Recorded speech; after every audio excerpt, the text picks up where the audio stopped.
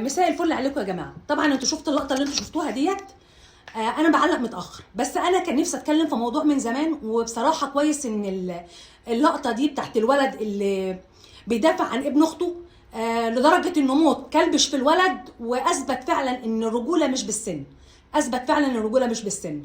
وانا كنت عايزه اتكلم في موضوع من زمان، ولما اللقطه دي جت قدامي قلت الاقيها مدخل. قانون الاحوال الشخصيه اللي بيظلم الراجل، ما تستغربوش من كلامي، بيظلم الراجل.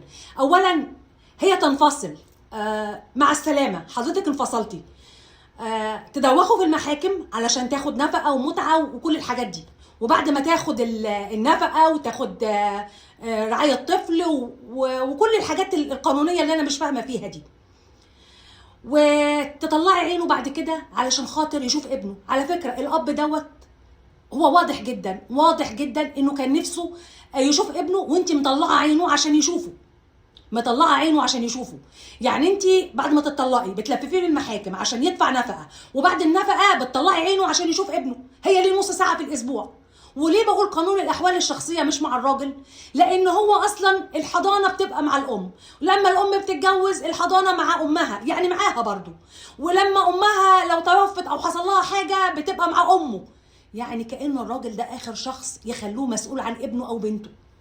يعني كأن الأب آخر شخص يخلوه مسؤول عن ابنه أو بنته. ده حرام. ده على فكرة حرام. إن هما يفكروا في الراجل على إنه بس سكيبة فلوس. يعني أنت بتطلعي عينه عشان يشوف ابنه بعد ما تلففيه في المحاكم ومالوش غير نص ساعة. طب إمتى هيبقى في صلة بين الأب وابنه؟ أو بين البنت وأبوها؟ إمتى؟ على فكرة هتزهقيه وتكفريه علشان خاطر يشوف ابنه او بنته، هيسيبها لك وهينساكي وهينساها. ما تستغربوش من كلامي، فعلا هينساكي وهينساها، وبعد كده هيروح يتجوز تاني يوم ويخلف 10. ما هو انت اللي زهقتيه. كون ان اب يوصل ان هو يخطف ابنه بالشكل ده، يعني انت مطلعه عينه عشان يشوف ابنه كانه ما خلفوش.